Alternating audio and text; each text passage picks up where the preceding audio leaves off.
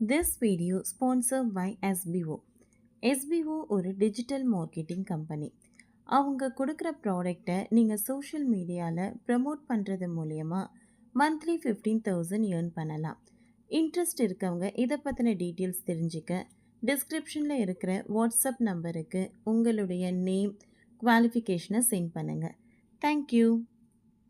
Skip பண்ணாதீங்க, பெரிய தப்பு. தினம் 300 ரூபாய் சம்பாதிக்க அரிய வாய்ப்பு. இன்ஸ்டாகிராம், ஃபேஸ்புக் பயன்படுத்த தெரிந்தால் போதும். Content post and content publishing மூலமா தினம் 300 ரூபாய் சம்பாதிக்கலாம். இந்த வேலை செய்ய 5 நிமிடம் போதும். Work training support, group communication support, all language customer live chat support, முக்கியமா சொந்தமா ஒரு பிசினஸ் ஸ்டார்ட் பண்ற அளவுக்கு உங்களால கற்றுக்கொள்ளவும் முடியும், சம்பாதிக்கவும் முடியும். இந்த வேலை வாய்ப்பு வழங்குவது 5 வருடத்திற்கு மேல ரன் ஆகிட்டு இருக்க நம்ம தமிழ்நாட்டு company school of business organisation private limited. மேலும் விவரங்களுக்கு டிஸ்கிரிப்ஷன்ல கொடுத்திருக்க நம்பருக்கு வாட்ஸ்அப் பண்ணுங்க.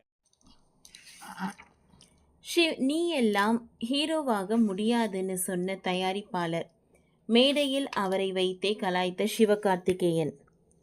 தமிழ் சினிமாவில் மிமிக்ரி கலைஞராக தொகுப்பாளராக தொடங்கி இன்று வசூல் சக்கரவர்த்தியாக உயர்ந்து நிற்பவர் நடிகர் சிவகார்த்திகேயன். அவர் சினிமாவில் நிலைத்து நிற்பதற்கு பின்னால் பல சுவாரஸ்யமான சவால்களும் கிண்டல்களும் இருந்துள்ளன என்பதை சமீபத்திய ஒரு விழாவில் அவரே வெளியிட்டுள்ளார். சிவகார்த்திகேயன் சினிமாவுக்கு வந்த ஆரம்ப காலகட்டத்தில் இயக்குனர் நெல்சன் சிம்புவை வைத்து இயக்க நினைத்த படம் வேட்டை மன்னன். இந்த படம் கைவிடப்பட்டாலும் அப்போதுதான் சிவகார்த்திகேயன் திரையுலகில் தன் பயணத்தை தொடங்கியிருக்கிறார். வேட்டை மன்னன் படத்தில் நெல்சனுக்கு உதவியாளராக இருந்தவர் சிவகார்த்திகேயன். இந்த படத்தில் ஒரு சின்ன காமெடி கேரக்டரிலும் இருந்தாராம். படத்தின் போதெல்லாம் நெல்சன் கதை சொல்ல சொல்ல சிவகார்த்திகேயன் எழுதி கொண்டு இருப்பாராம். அதன் பிறகு நெல்சன் தனியாக அலுவலகம் அமைத்த போது இயக்குனர் அருண்ராஜ், காமராஜா மற்றும் டான்ஸ் மாஸ்டர் சதீஷ் இவர்களுடன் இணைந்துள்ளார். அந்த நால்வரும் அப்போதிலிருந்துதான் நண்பர்களாக வலம் வந்திருக்கின்றனர்.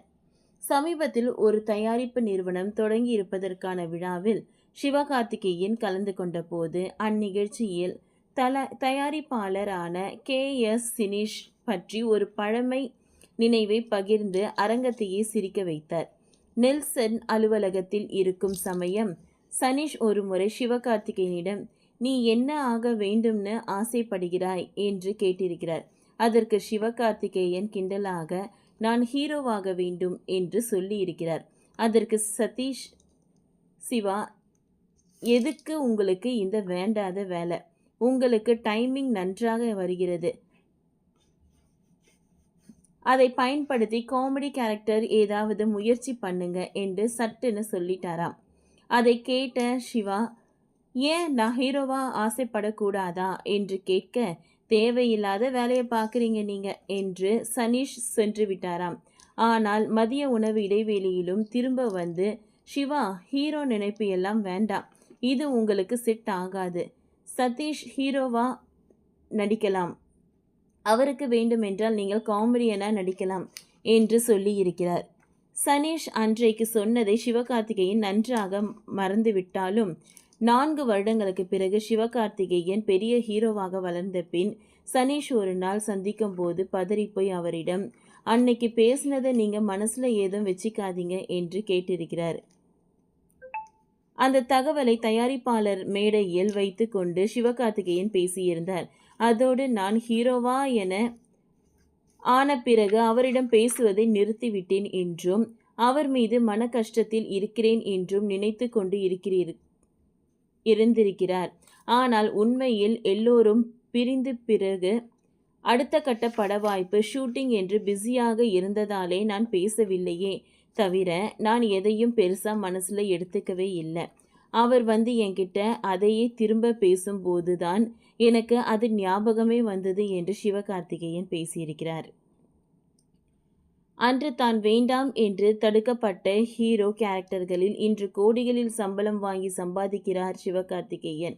யாருடைய கிண்டலும் விமர்சனமும் ஒருவரின் முயற்சிக்கு தடையாக இருக்காது என்பதற்கு சிவகார்த்திகேயனின் பயணமே பெரிய உதாரணம். ஓகே ஃப்ரெண்ட்ஸ், இந்த வீடியோ உங்களுக்கு பிடிச்சிருந்ததுன்னா லைக் பண்ணுங்கள், ஷேர் பண்ணுங்கள், சப்ஸ்கிரைப் பண்ணுங்கள். தேங்க்யூ.